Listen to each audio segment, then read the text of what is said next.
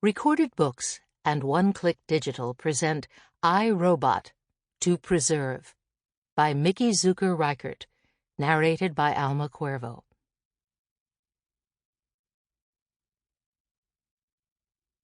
A quotation by Nigel Ronson, Interplanetary Press, from Isaac Asimov's I, Robot.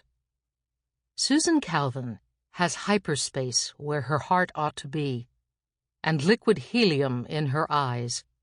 She'd pass through the sun and come out the other side encased in ice.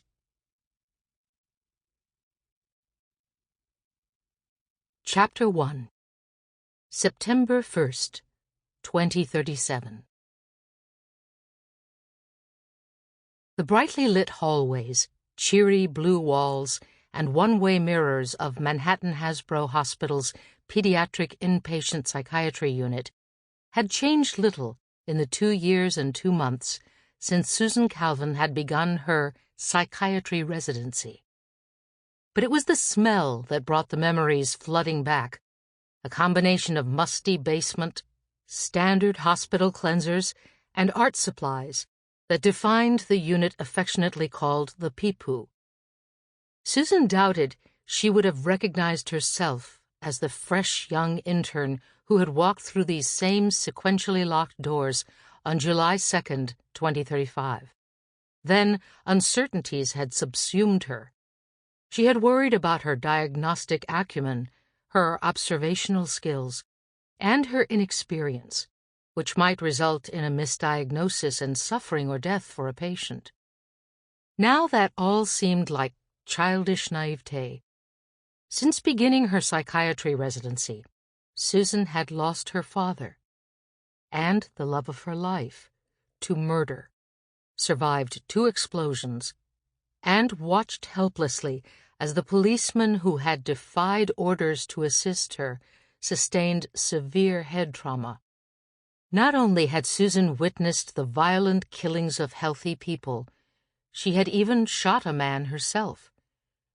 The life-and-death routine of the hospital no longer seemed so dire, and she sought nothing more than the quiet reality of everyday diagnosis and treatment, preferably with cures.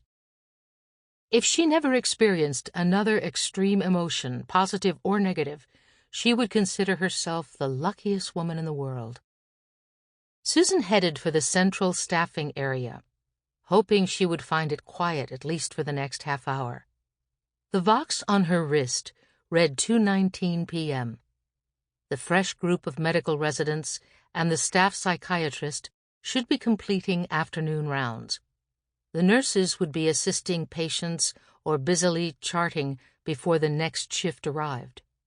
This time Susan had come to the Peepoo to acquaint herself with the patients who would become her charges the following morning, when she officially took her place as head resident on the unit.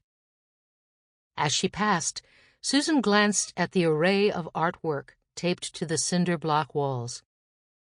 Though clearly intended to personalize and cheer the otherwise bleak hallways, they filled Susan with a sense of foreboding instead.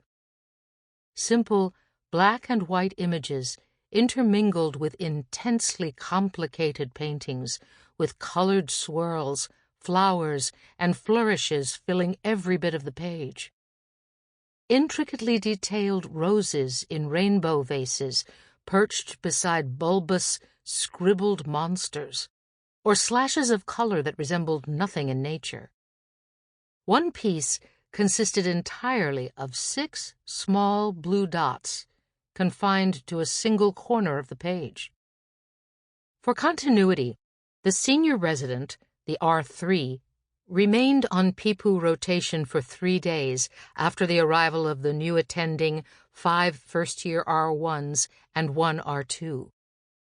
When he had passed the mantle of supervising Peepoo resident to Susan earlier that day, Monk Peterson had given her a brief summary of the current patients, some of whom he had covered for his entire month, and others who had arrived during that time. 3 teenagers with brain damage from drug use, a kindergartner with hysterical blindness, 4 schizophrenic Sample complete. Ready to continue?